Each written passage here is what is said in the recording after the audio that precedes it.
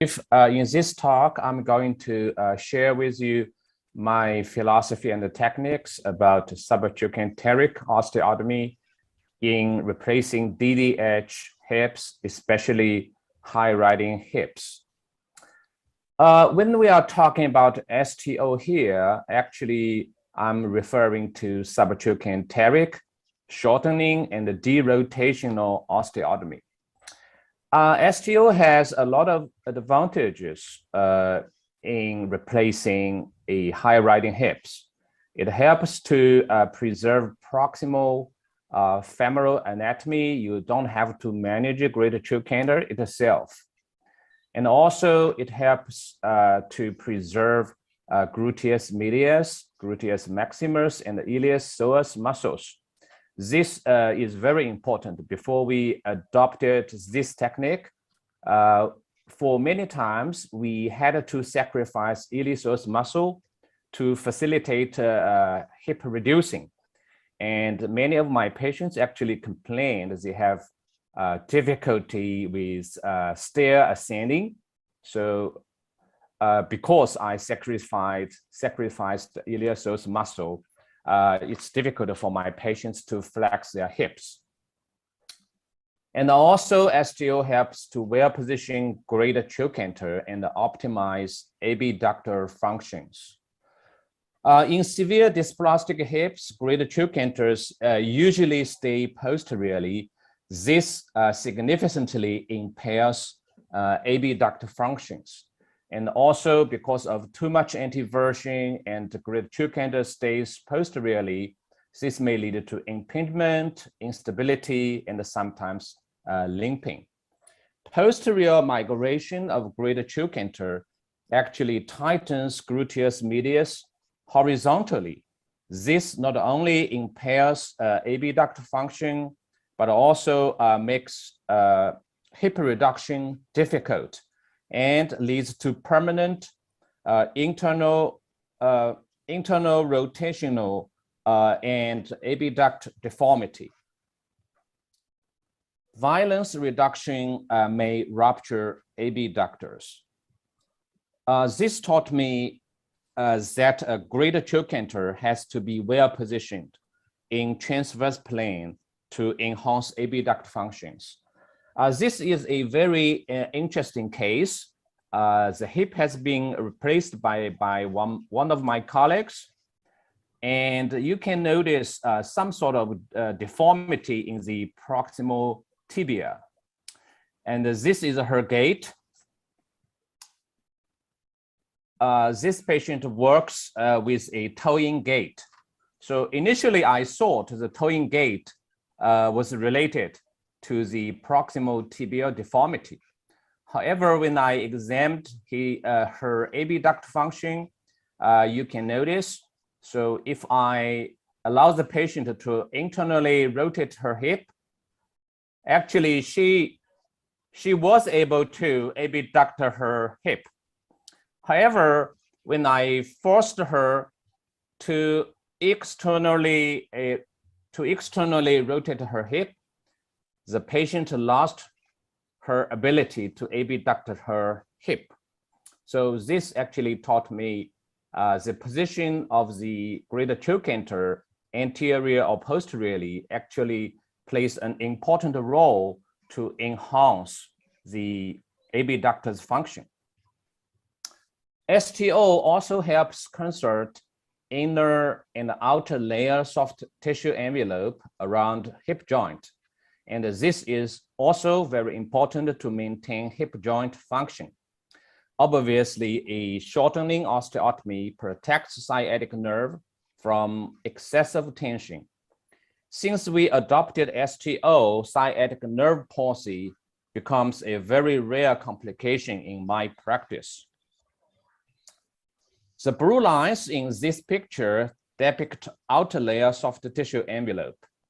Consists mainly of ITB, fascial lata, and the long muscles around the hip. Without a STO, these structures can be overstressed and leads to severe postoperative pain and a limited hip range of motion. I think it's well known STO allows us to correct the leg length discrepancy and the femoral anteversion. This is often needed. According to a study we've done, the lower limb in the high riding hip side is longer than the less dysplastic side. So when it's indicated, I think when you are dealing with quite severe dysplastic hips, if you really want to restore an anatomical hip center, equalize leg length, eliminate excessive tension of soft tissue and the nerve, and in order to enhance abductor function, you have to consider STO.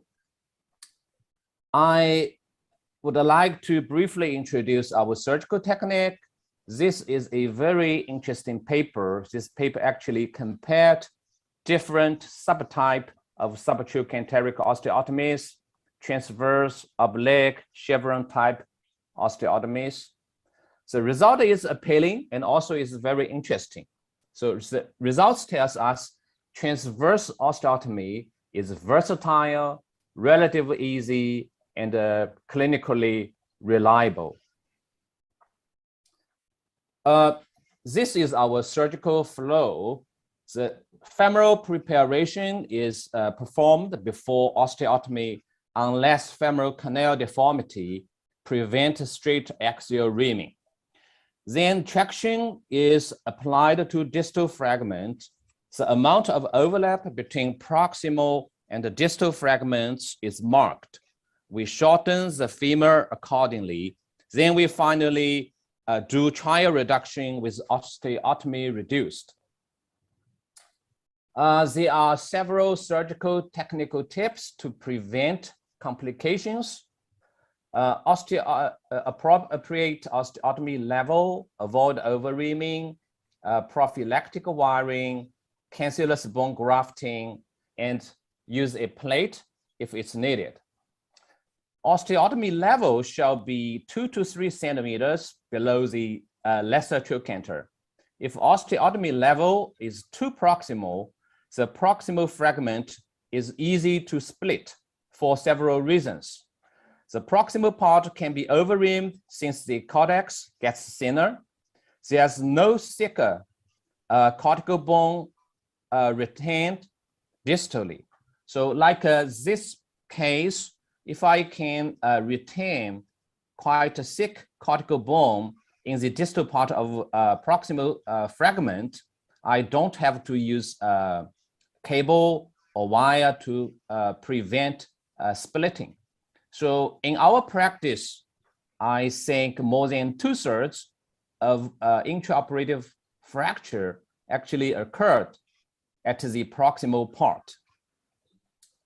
This is another case. The osteotomy level is too proximal and the proximal part split. This is another case.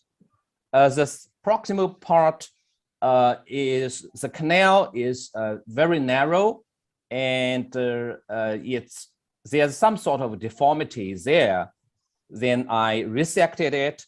However, I compromised the rotational stability of stem because of proximal and distal mismatch. So I didn't hesitate to use a short plate and the unicortical screws to augment the rotational stability of femoral stem and osteotomy. Sometimes use cancellous bone chips from femoral head to graft the osteotomy site.